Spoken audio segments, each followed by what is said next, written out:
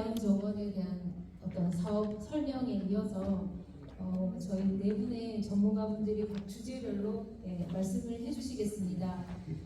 첫 번째 단지는 우리 김민성 이사님께 부탁을 드리겠습니다. 우리 김민성 이사님은 그 해양정원 조성 사업의 어떤 타 지역의 어떤 사례라든지, 그다음에 이제 이 사업이 국가와 지자체, 지역 주민이 함께하는 거버넌스형 사업이라는 거, 그다음에 이제 우리 지역 주민이 어떻게 참여하고 이 관심 가진 것들이 왜 중요한지 이런 내용들로 말씀을 좀 해주시겠습니다. 안녕하십니까. OCS 방금 소개받은 OCS 도시교육입니다.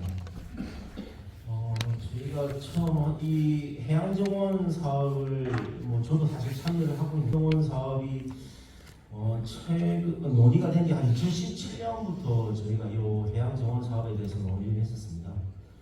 그래서 이제 해양정원 사업에 대해서 논의를 하면서 가장 이제 의문점이 뭐였냐면 이 해양정원이라는 게 도대체 무엇인가에 대해서 많이 논의가 있었습니다. 그래서 지금 이제 기존의 국가 정원은 국가에 있는 정원을 좀 인공적으로 꾸며서 좀 상징적으로 정원을 만드는 것인데, 해양의 정원을 만든다는 의미는 도대체 무엇인가? 이게 이제 그 인공적인 어떤 부분들을 가미해서 정말 육상에 있는 것처럼 이런 그 정원을 꾸미는 것인지, 이 해양 정원의 용어가 이게 지금 과연 맞는 것인지에 대한 많이 의문이 있었습니다. 그래서 저 나름대로의 그 해석은, 이 해양 정원에 대한 그 해석은 해양이라는 자원을 좀 정원처럼 꾸미는 것이 아니라, 이 정원이라는 좀 가꾸는 그런 적인 그 의미가 있는데, 이 해양을 지속 가능성을 유지를 하면서 어떻게 그 잘 가꾸어서 그 잘 가꾸어 나가는지에 대한, 바로 저는 이제 해양 정원이라는 그런 의미로 생각하고 과학을 계속 추진을 했었습니다. 그래서 2017년에 이제 그 가로림만 해양 정원에서 먼저 시작을 했었습니다. 그래서 그 가로림만 해양 정원은 그 전방위 물범이라는 좀 상징적인 요소가 있었고요. 그리고 이제 가로림만에 그 해양 보호구역, 그리고 이제 해양원이나 그리고 갯벌들 이런 것들도 있었지만, 그 가로림만은 그 조력 발전소를 그래서 그 지역 주민들이 좀 갈등도 있었고, 그걸 조력 발전소를 개발하냐 못하냐에 대한 그런 부분들에 대해서 이제 행정적인 좀 불신도 많이 있었습니다. 그래서 그에 대한 좀 상징적인 의미로서 그 가로림만 해양정원이 먼저 시작이 되었고요. 그래서 거기 이제 들어가는 것들을 보면 이제 그 절박이 센터라든지, 그다음 뭐 생태 탐방로, 여기 나왔던 이제 탐방버스 이런 사업들이 이제 다 잘 이렇게 통합되어 있습니다. 그리고 이제 이후에 진행된 게 제가 알기로는 이 호미반도 국가해양정원이고요. 그래서 호미반도 국가해양정원은 그 가로림만의 어떤 갯벌이나 전박이 물범 이런 요소와는 다르게 그 동해가 가지고 있는 어떤 수중 생태라든지, 그리고 해양 인문 자원, 그러니까 뭐 해녀 문화 같은 이런 해양 인문 자원들에 대한 특색을 좀 더 잘 가꾸어서 그 포항의 호미반도가 가지고 있는 그 해양의 요소를 좀 더 지속 가능하게 이런 발전시키고자 하는 것이라고 생각을 하고 있고요. 지금 이제 세 번째로, 지금 사실 이 언론상으로는 디테일하게 나가지는 않았지만, 지금 전남, 순천과 고성에 여자만 그 해양 정원을 현재 지금 진행 중에 있습니다. 지금 지난주에 이제 그 최종 보고를 끝낸 상태고요. 그래서 그 전남에 조성하는 여자만 해양 정원은 그 남해 전남 그 순천과 고성이 가지고 있는 갯벌이라든지, 그다음에 뭐 바다새 이런 자연적인 요소에다가 조금 더 그 문화와 힐링적인 부분들을 추가해서 뭐 갯놀 힐링 섬이라든지 이런 부분들을 좀 반영을 하고 진행을 하고 있습니다. 특히 이제 해양 정원 사업을 이제 저희가 좀 이렇게 진행을 하다 보니까, 이 해양 정원이 그 국가 정원하고는 조금 다르게, 이게 그 가로림만 같은 경우에는 서산과 해양군에 걸쳐 있고요, 두 개의 시군이. 그리고 이제 포항, 경북의 호미반도는 포항에 한 개 지자체지만, 그 전남의 경우에도 그 여자만이라는 게 지금 현재로는 그 보성과 순천 두 개 시군에 걸쳐 있고 그 여자만 전체는 그 고흥군과 여수시에 4개 시군이 걸쳐져 있습니다. 그래서 그 해양 정원을 조성할 때에 이제 좀 저희도 중요하게 생각하는 부분들은 그 국가와 지자체 그리고 지역 주민들과 같이 이렇게 좀 조성을 해서 이걸 뭐 이른바 그 지역 거버넌스라고 얘기는 하는데 그 같이 이렇게 좀 협력을 해서 진행하는 부분들이 좀 많이 중요한 것 같더라고요. 그 아까 조금 전에 말씀드렸던 그 가로리만 해양 정원에서 그 조력 발전소 건립 때문에 그 지자체가 좀 더 이렇게 상충되는 부분들 그런 부분들을 해결하는 데 있어서 해양 정원이 좀 더 상징적인 요소가 있었습니다. 그래서 호미반도도 그 조성하는 데 있어서는 그 지자체, 국가 그리고 지역 주민들까지 좀 더 거버넌스를 형성을 해서 진행해야 되는 부분들이 있다고 생각하고요. 지금 조금 전에 발표해 주신 이주아 박사님께서 이제 제안했던 사업들은 그 국가와 지자체가 해서 이제 기재부 예타 통과해서 진행되는 사업이겠지만 이거와 연계해서 또 포항시에서 좀 더 자체적으로 지자체 사업들이 조금 더 연계가 된다면 좀 더 좋지 않을까 생각을 합니다. 이제 이게 어떤 부분들하고 이제 관계가 있냐면 이 해양 정원을 조성함으로써 그 근본적인 그 어떤 목적은 해양 생태계 가치를 좀 더 발전시키고 이걸 통해서 지속 가능한 생태계를 만들기 위함이지만 최종의 궁극적인 목적은 그 지역 경제를 좀 더 활성화시키고 지역을 상생 발전하고 이걸 통해서 주민들의 그 생활이 좀 더 나아지는 게 저희가 이제 궁극적인 목적이라고 생각을 하기 때문에 그 지자체에서는 추후에 이제 이 국가 해양 정원과 좀 연계해서 아까 그 조금 전에 발표에서도 나왔던 어떤 마을 기업이라든지 그리고 마을 카페 아니면 뭐 조금 더 지역 주민들이 어떤 뭐 할 수 있는 판매 부스라든지 그리고 생태 해설사 그리고 이제 지역의 그 해양 정원 전문가들을 좀 양성하든지 그리고 아니면 그 청년이 좀 더 그 창업적인 활동에서 연계할 수 있도록 지자체는 이거와 연계해서 좀 더 그 주민들의 실제적인 그 소득 증대와 그리고 뭐 수산 자원의 회복을 할 수 있는 이런 부분들에 좀 더 노력이 돼야 될 것 같습니다. 이상입니다. 방금 그 김민성 이사님께서 이제 설명을 주신 것은 그 해양 정원이 처음에 시작할 때부터 어떤 고민들로 이렇게 시작이 되었는지 그래서 이제 다른 지역들에 대한 얘기들을 조금 주셨고요.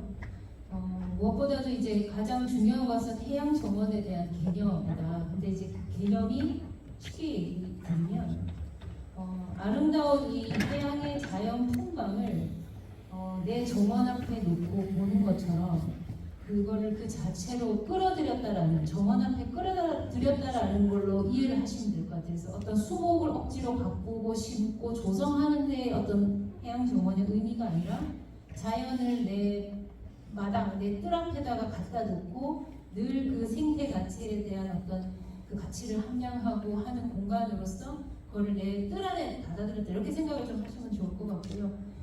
올라서 이제 그 우리 삼면이 바다입니다. 우리나라는 동해, 남해, 서해가 굉장히 다른 특색을 가지고 있고 그래서 이제 그에 맞는 아이템과 그런 어떤 세부적인 그 주제거리들을 끄집어내서 이 삼면의 바다되는 조성이 되는 해양 정원이 그 특색들이 굉장히 다르게 조성이 될 것이다라는 어떤 그런 메시지들을 주시는 것 같습니다.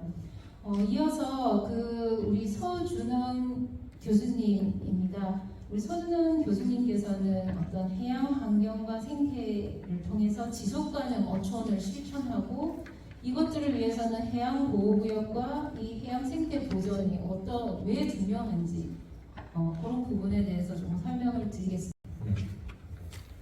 다음 소개받은 서준원입니다. 먼저 이제 해양 생태 보존에 대해서 먼저 좀 이야기를 드리겠습니다. 이제 그 혹시 이제 SDG라고 하시는지 모르겠는데 이게 지금 지속 가능한 개발에 대한 목표입니다. 제가 지금 강의를 제가 이제 시립대학교에서 국제도시과학대학원으로 있는데요. 거기에 이제 많은 외국 학생들이 오고 있습니다. 정부 지원을 받아가지고 오고 있는데 거기다 대부분이 이제 개도고 학생들이 오고 있는데 그들도 다 이제 SDG에 대해서 상당히 많이 인식을 하고 있고 되고 거기에 지속 가능한 개발에 대해서 많이 생각을 하고 있습니다. 그러니까 그런 SDG가 그냥 어떤 뭐 미국이나 어떤 잘난 유럽의 어떤 문제만이 아니라 이 전 세계적으로 관심을 가지고 있는 그러한 지속 가능 목표이기도 하고, 그렇기 때문에 이제 80개국 이상의 국가들이 거기를 기본적으로 합의를 한 상황입니다. 이 중에서 SDG의 대부분의 어떤 지표들이 2030년도까지를 목표로 하고 있습니다. 그런데 이상하게 해양 오염에 대해서는 해양 오염은 2025년, 그리고 해양 생태계 보호나 지속 가능한 어장 관리나, 그리고 해양 보호구역, 저희가 얘기하는 해양 보호구역 설정, 그리고 어떤 불법 어업의 퇴치 같은 이제 어업과 관련된 거고, 그 해양 자체를 보호하는 그런 활동은 2020년까지를 목표를 이미 설정했었습니다. 그러니까 상당히 기본적인 목표를 잡고 지금도 진행되고 있는 상황입니다. 그러니까 다른 2030년에 다른 목표에 대해서 해양에 대해서는 상당히 빨리 그 심각성을 인식하고 있고, 그것도 실질적으로 심각한 문제를 갖고 있다고 보고 있기 때문입니다. 그래서 세계적인 수치를 보면은 한국뿐만 아니라 많은 나라에서도 지금 해양 생물의 감소되고 있는 상황입니다. 그래서 해양이 어떤 환경이 심각해지고, 국내에서도 제주도 같은 경우를 보면은 만에 연안가의 해안들이 지금 석해양 쪽으로 변하고 있고, 산업다 죽어가고 있어가지고 석회들로 변화하고 있는, 그리고 이제 해양 생태계가 좀 많이 훼손되고 있는 그런 상황이라서 한국도 상당히 시급하게 많은 지역들을 이제 해양 보호구역으로 지정해야 하는 그런 상황이 놓여 있습니다.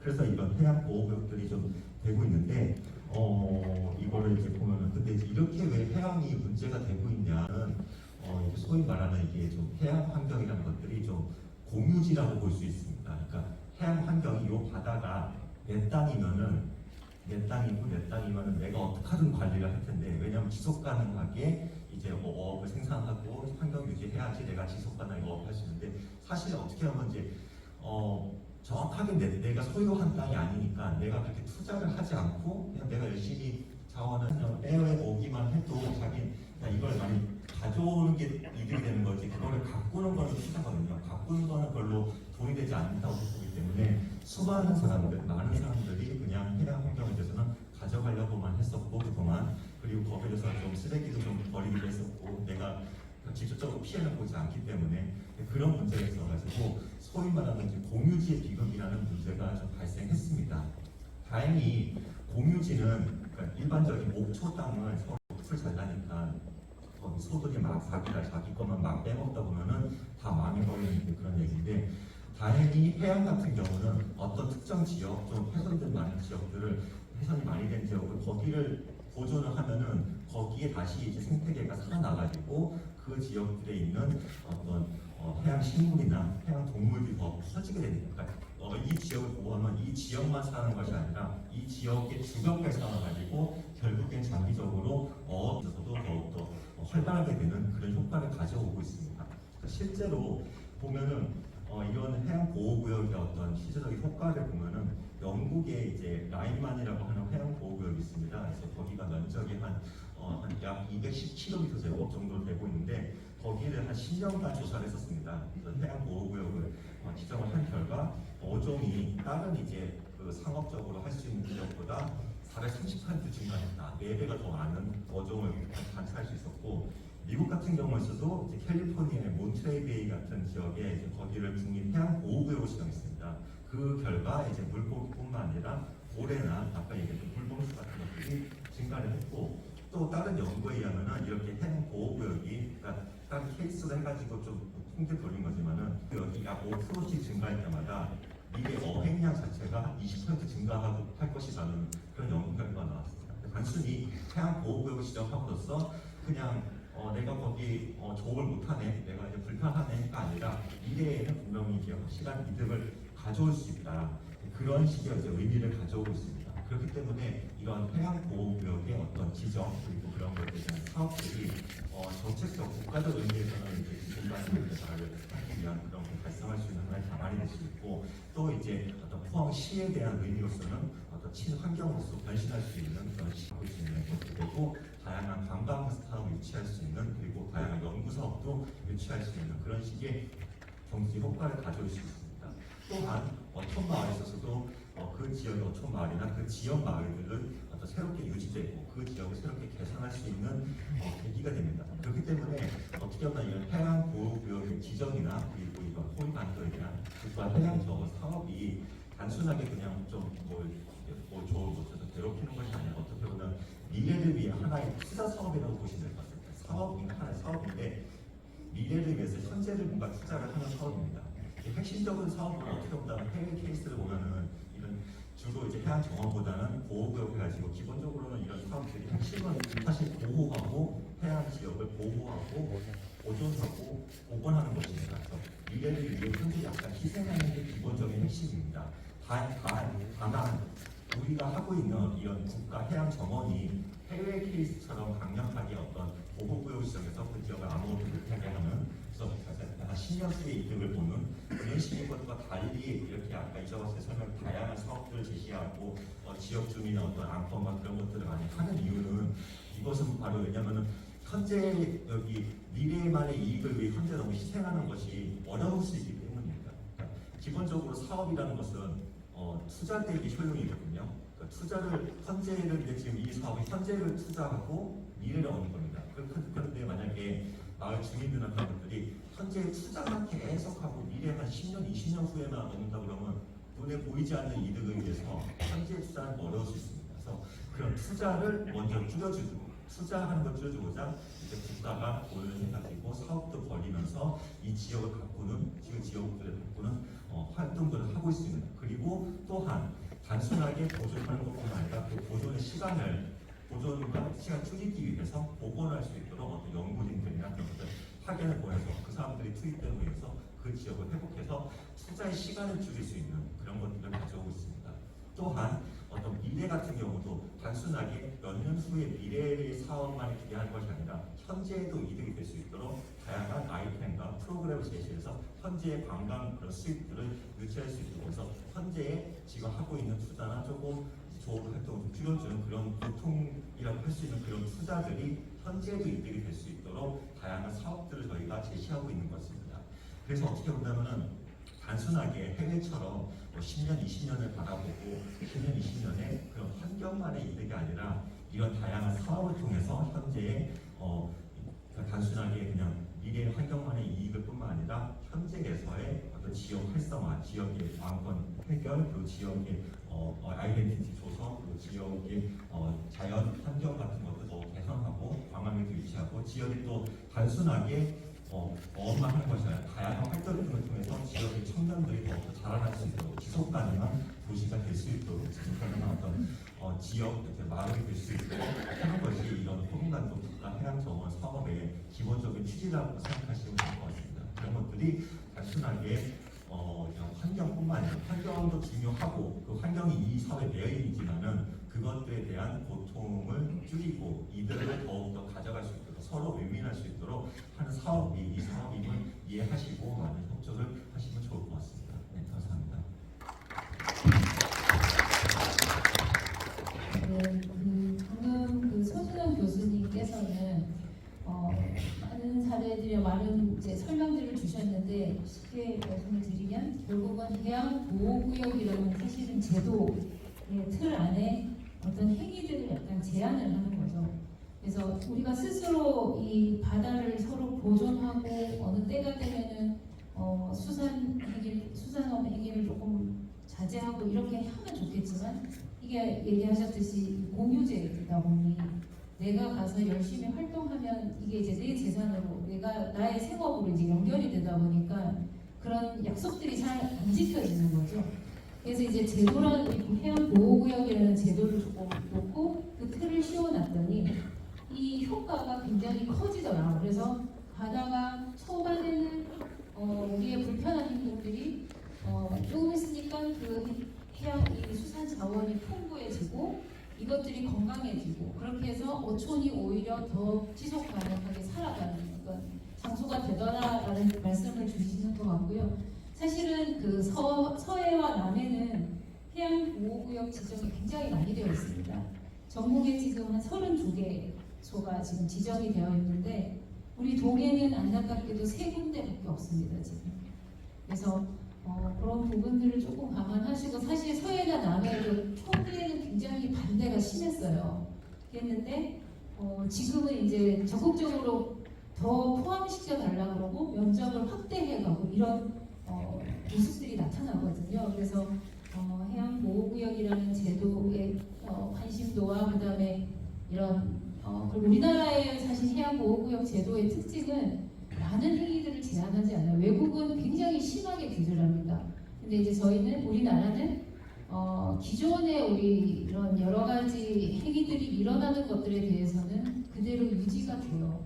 대신 추가적인 어떤 개발 행위라든지 추가적인 어떤 양식업 이런 것들이 더 가해지는 부분에 대해서는 이제 조금 제한을 하는 부분이 있기 때문에 그래서 이제 조금 좋은 제도로 이해를 하시고 조금 같이 이렇게 관심 가지고 동참해 주셨으면 하는 메시지를 교수님께서 전달하신 것 같습니다.